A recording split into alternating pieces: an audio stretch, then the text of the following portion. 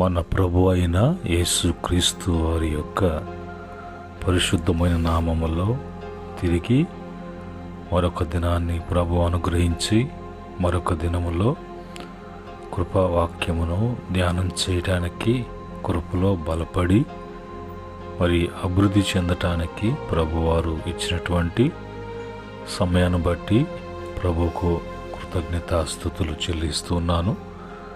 ప్రతిరోజు కూడా కృపావాక్య ధ్యానాలలో పాలిపంపులు కలిగి ఉంటూ ప్రభు యొక్క మరి వాక్యాన్ని వింటూ బలపడుతూ అనుసరిస్తూ మేలు అనుభవిస్తున్న ప్రతి బిడ్డకు కూడా ప్రభు పేరిట వందనములు, ప్రభు పేరిట శుభములు తెలియజేస్తున్నాను. ప్రియమైన దేవుని బిడ్డలారా, ఈ సమయంలో మనకు దేవుడిచ్చినటువంటి కృపావాక్యాన్ని ధ్యానం చేయటానికి మనము సిద్ధపడదాం. ప్రభు వాక్యం చదువుకొని ప్రార్థనా పూర్వకంగా మనం ధ్యానం చేద్దాం. అపోస్తులైనటువంటి పౌలు గారు కొరింథీయులకు రాసినటువంటి 2వ పత్రిక 8వ అధ్యాయము 9వ వచనములో ఉన్నటువంటి మాటని నేను చదువుతున్నాను. ఇక్కడ రాయబడినటువంటి మాటలు ఈ విధంగా ఉన్నాయి. మీరు మన ప్రభు అయిన యేసుక్రీస్తు కృపను ఎరుగుదురు కదా. ఆయన ధనవంతుడై ఉండియు మీరు తన దారిద్ర్యం వలన ధనవంతులు కావాలని మీ నిమిత్తము దరిద్రుడాయను. మా ప్రేమగల ప్రియ పరలోకపు తండ్రి, ఈ యొక్క సమయంలో కొన్ని నిమిషాలు మీ వాక్యాన్ని మేము ధ్యానం చేయుచుండగా ప్రభు సహాయం చేయండి, ఆత్మ సహాయం దయచేయండి, వాక్య వివరణ దయచేయండి. ఈ వాక్యం అనేక మందికి ఆశీర్వాదకరంగా దీవెనకరంగా విని బలపడి స్థిరపడి బిడ్డలనైనా మీ మహిమ కొరకు జీవించే భాగ్యం దయచేయమని యేసుక్రీస్తు నామములో అడిగి వేడుకుంటున్నాము తండ్రి, ఆమేన్. ప్రియమైన దేవుని బిడ్డలారా, ఈ సమయంలో యేసుక్రీస్తు వారి యొక్క ప్రేమను, యేసుక్రీస్తు వారు మానవాళి కొరకు ఆయన మరి చేస్తున్నటువంటి త్యాగాలను, మరి మనల్ని గురించి లోకం ఏది కూడా పట్టించుకోకపోయినప్పటికీ కూడా సృష్టికర్తగా ఆయన బాధ్యత, మనము తలంచినటువంటి మనకు కలిగినటువంటి ఆలోచన, మన పట్ల ఆయన కలిగినటువంటి గొప్ప ఆలోచన, ఉద్దేశం చాలా గొప్పదని మనం చెప్పచ్చు. ఎందుకంటే ఆయన మరి ఇక్కడ రాయబడినటువంటి మాట, ప్రభు అయిన యేసుక్రీస్తు కృప మీరు ఎరుగుదురు కదా.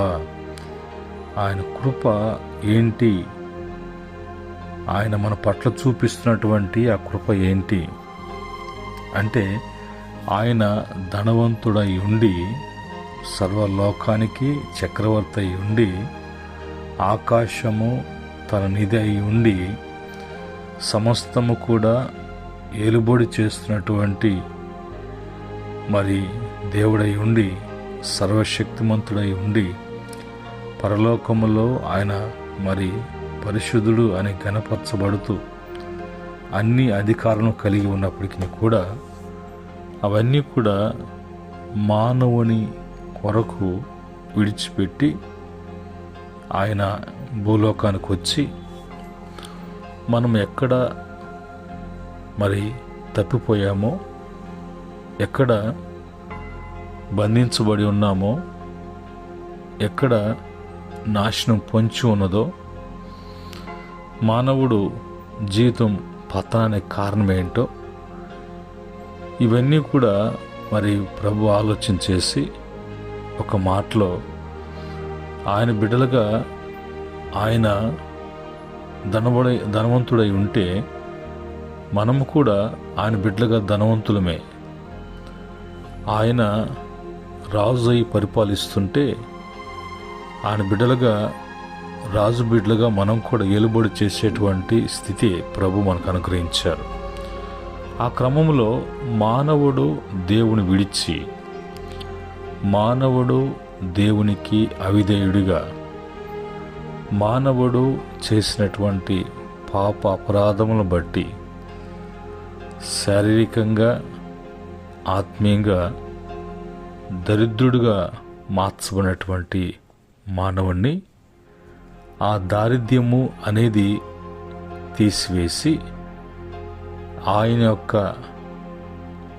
మరి ధనవంతుడై ఉన్నటువంటి ఆయన యొక్క స్థితి మనకు అనుగ్రహించి మన దారిద్ర్యము తీసుకొని ఆయన మన నిమిత్తము దరిద్రుడిగా ఉండటానికి ఇష్టపడ్డాడు. కానీ మనలను దరిద్రులుగా లోకములో విలువ లేకుండా ఉన్నటువంటి పరిస్థితి మనకి కలగకూడదని ప్రభు యొక్క ఆలోచన, ఉద్దేశం, విధానం. ఈ క్రమంలో ఈరోజు మరి ఈ యొక్క దారిద్ర్యము అంటే ఏంటి, దారిద్ర్యం ఎందుకు కలుగుతుంది, ఆ దారిద్ర్యం నుంచి మనం విడుదల కలగాలంటే విడిపించేటువంటి యేసయ్య మన కొరకు ఆయన సిద్ధపడి ఆ దారిద్ర్యాన్ని ఆయన మీద వేసుకోవటానికి ఇష్టపడుతూ ఉన్నాడు.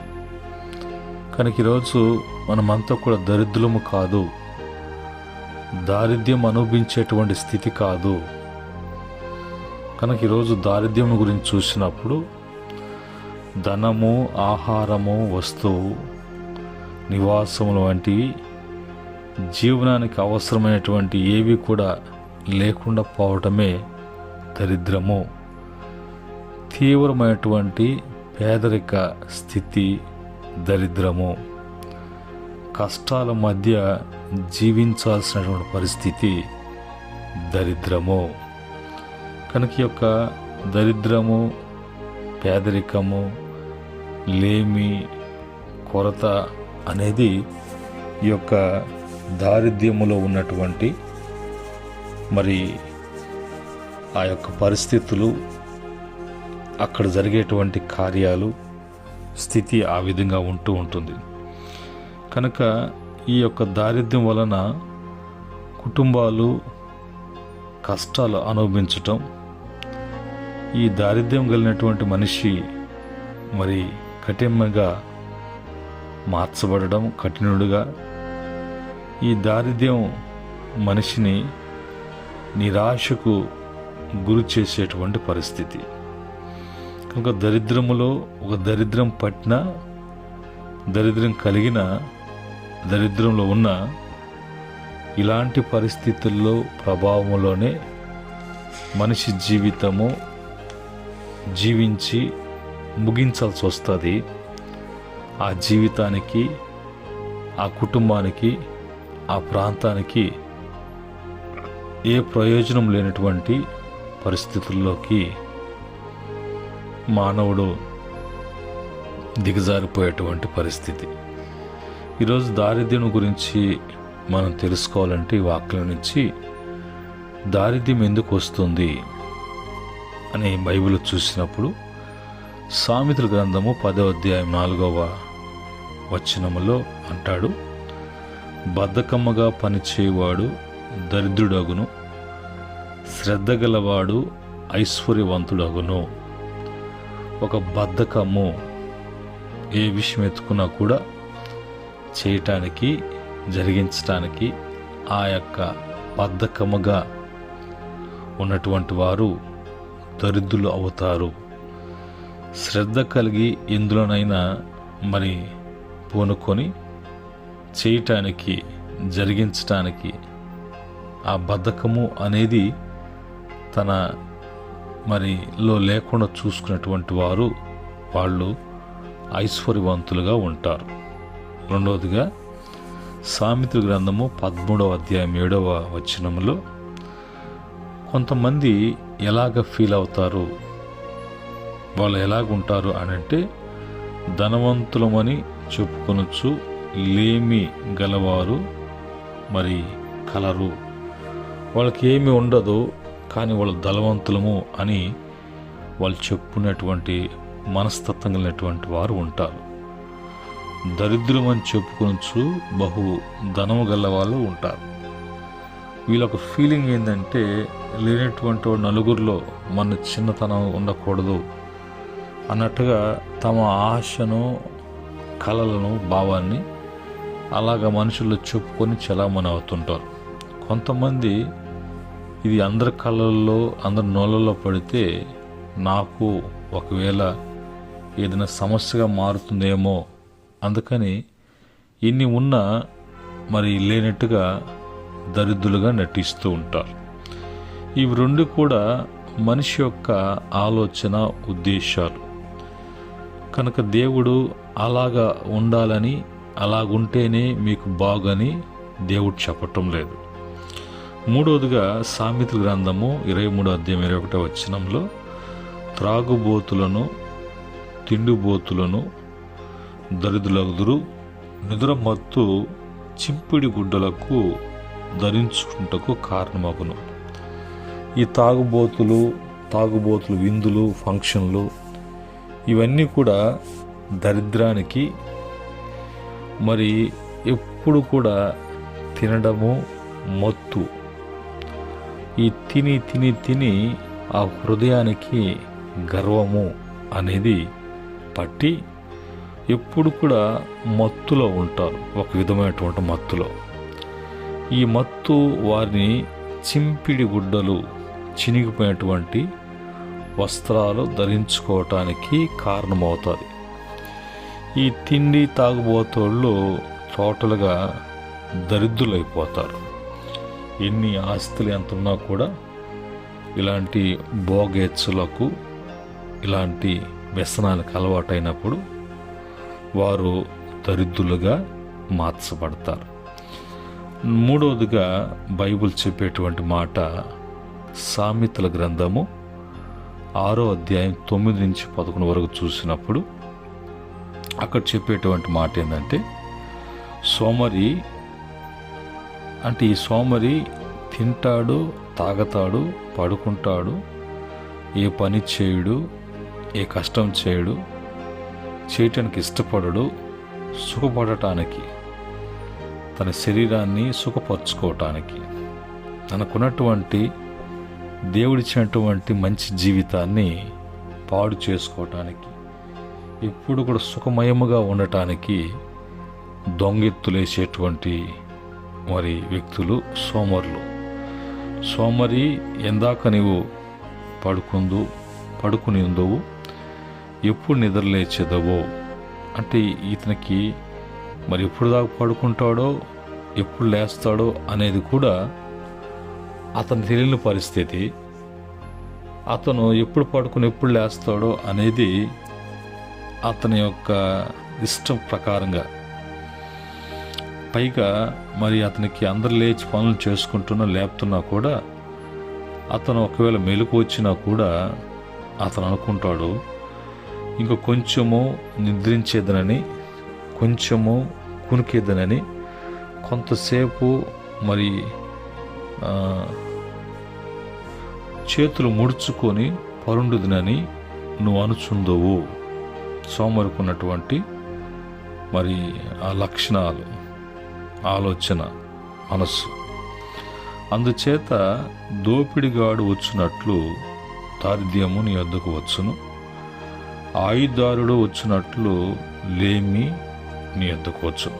సోమర్తనము, ఎలాంటి నిద్ర, ఎలాంటి మరి అలవాట్లు, ప్రవర్తన, అందును బట్టి ఈ దరిద్రం అనేది దొంగ ఏ విధంగా వస్తాడో అలాగా ఆయుధారుడు, యుద్ధం చేసేటువంటి వాడు వస్తాడు.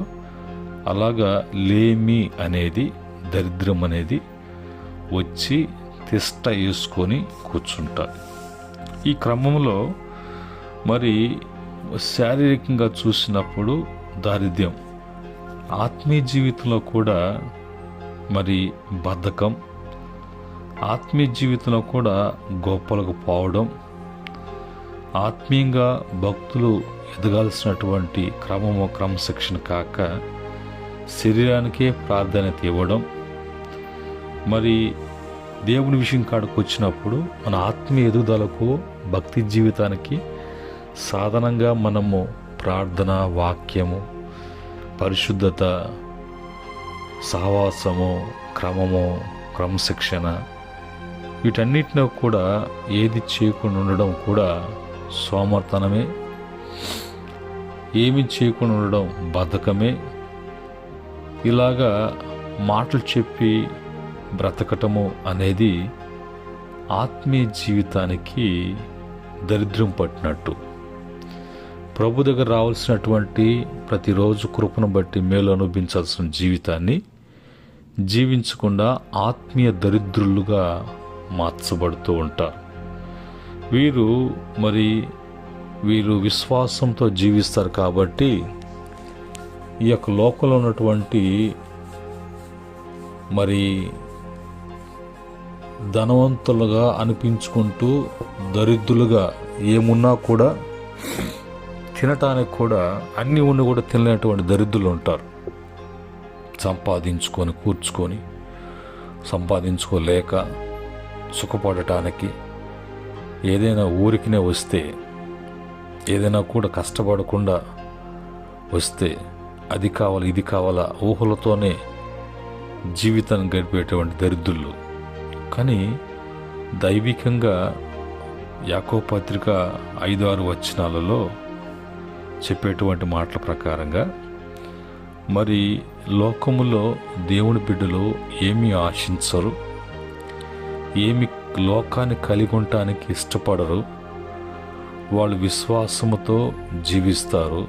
ఇది లోకానికి దరిద్రులుగా కనిపిస్తూ ఉంటారు. కానీ దేవుడు యొక్క విశ్వాస జీవితాన్ని బట్టి వారిని భాగ్యవంతులుగా ప్రభు చేస్తారు.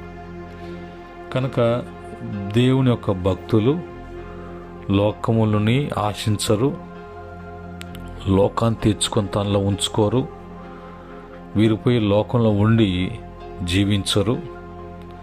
లోకం నుంచి ప్రత్యేకించబడినటువంటి జీవితాలు కాబట్టి ప్రభు కలిగి ఉండవలసినటువంటి వరకే తినటానికి, కట్టుకోవటానికి, జీవించటానికి కావలసినటువంటి చాలు. ఎందుకంటే ఒక నిరీక్షణ జీవితము వీళ్ళు దైవికంగా, ఆత్మీయంగా ధనవంతులు అయినటువంటి వారు కాబట్టి లోకానికి దరిద్రులుగా కనిపిస్తారు. కానీ పరలోకం వాళ్ళది. లోకంలో తృణీకరించబడతారు, దేవునితో కలిసి వాళ్ళు నివసించేటువంటి వారు. లోకములో ఏమీ లేనటువంటి దరిద్రులుగా కనిపించినా క్రీస్తు యొక్క కృప మహదైశ్వర్యములో పరలోకాన్ని నివాసము అన్నట్టుగా భూసంబంధమైన వాటి మీద మనసు పెట్టి పాడు చేసుకోకుండా, నష్టపోకుండా పరసంబంధమైన వాటి మీద మనసు పెడుతూ ఒక పునాదులు కలిగిన పట్టణము నిరీక్షణ కలిగి జీవిస్తూ ఇక్కడ ధనవంతులు అనిపించుకోవటం వాళ్ళకి ఇష్టం ఉండదు. పరలోక నివాసులుగా, పరలోక స్వాస్యము స్వతంత్రులుగా, వారసులుగా జీవించటానికి మన పితృల వరుసలో అబ్రహాం, ఇస్సాకు, యాకోబు గుడార నివాసులుగా జీవించినట్లుగా భక్తులు కూడా అలాగనే జీవిస్తూ ఉంటారు. అందుకని 2 కొరింథీ పత్రిక 6:10 పౌలు గారు అంటారు, దుఃఖపడిన వారమైనట్లుండి ఎల్లప్పుడూ సంతోషించు వారము, దరిద్రులు అయినట్లుగా ఉండి అనేకులకు ఐశ్వర్యము కలిగించు వారము, ఏమీ లేని వారనట్టు ఉండి సమస్తమును కలిగినటువంటి వారము అని అంటారు. అలాగనే హెబ్రీ పత్రిక 11వ అధ్యాయము 37, 35 నుంచి 39 వరకు చూసినప్పుడు ఆ దినాలలో ఇక్కడ కలిగేటువంటి వాటి విషయంలో వాళ్ళు గొప్ప అనుకోలేదు. కానీ వాళ్ళు రాళ్లతో కొట్టబడి, రంపాలతో కోయబడి, శోధింపబడి, ఖడ్గముతో చంపబడి, గొర్రె చర్మములను, మేక చర్మములను వేసుకొని దరిద్రులై ఉండి శ్రమపడి హింస పొందారు. ఎందుకంటే ఆ రాజ్యాన్ని, ఆ లోకాన్ని, ఆ స్థలాన్ని, ఆ నివాసాన్ని కోరుకున్నారు, వీటినన్నిటిని కూడా ద్వేషించారు. పౌలు గారు కూడా అపోస్తలుడైన పౌలు కూడా ఆయన ఈ లోకములో మరి ఉన్నదంతా కూడా పెంట అన్నాడు. లోకంలో ఉన్నటువంటి సమస్తం కూడా ఆయనకి పేరు తెచ్చి పెట్టాలని ఉన్నా, దానివల్ల పేరు కలిగి ఉండాలన్నా అతను ఇష్టపడలేదు. నేను సమస్తం కూడా పెంటతో నష్టం తెంచుకున్నాను, అవి నాకు అవసరం లేదు. క్రీస్తు యొక్క పునరుద్ధాన బలము నన్ను పునరుద్ధానం చెందించి క్రీస్తు పోలికగా మార్చబడి నేను పరలోకానికి ఎత్తబడి పరిశుద్ధులతో నివాసం చేయాలంటే ఇవన్నీ కూడా రేపు నాకు ఆటంకంగా నాకు అడ్డుపడేటువంటివి. కానీ ఇవంతా కూడా చెత్త పెంట అన్నట్టుగా పౌలు గారు తన యొక్క విశ్వాసాన్ని, పరిశుద్ధతను, భక్తిని, తన యొక్క ఇచ్చినటువంటి సేవను, జీవితాన్ని నమ్మకంగా జీవించి ముగించాడు. లోకంలో ఉన్నప్పుడు అతనికి ఉన్నటువంటి స్థితిగతులను బట్టి ధనవంతుడు, ఆత్మీయ స్థితిలో దరిద్రుడు. యేసుక్రీస్తు యొక్క ముఖదర్శనం చేసిన తర్వాత లోకంలో దరిద్రుడు, ఆత్మీయలో ధనవంతుడుగా అతను జీవించి చూపించాడు.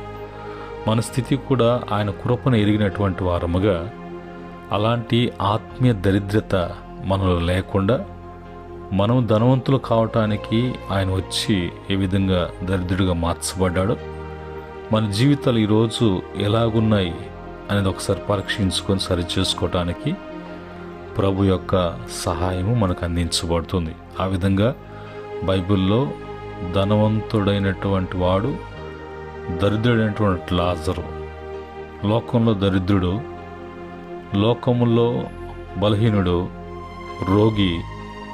అయితే ఆత్మీయ స్థితికి వచ్చినప్పుడు పరిశుద్ధుడు అబ్రహాము రొమ్మును ఆనుకొని పరదేశంలో అతను పరిశుద్ధుల మధ్యలో ఉండటానికి భాగ్యాన్ని పొందుకున్నాడు, నిత్య జీవాన్ని స్వతంత్రించుకున్నాడు.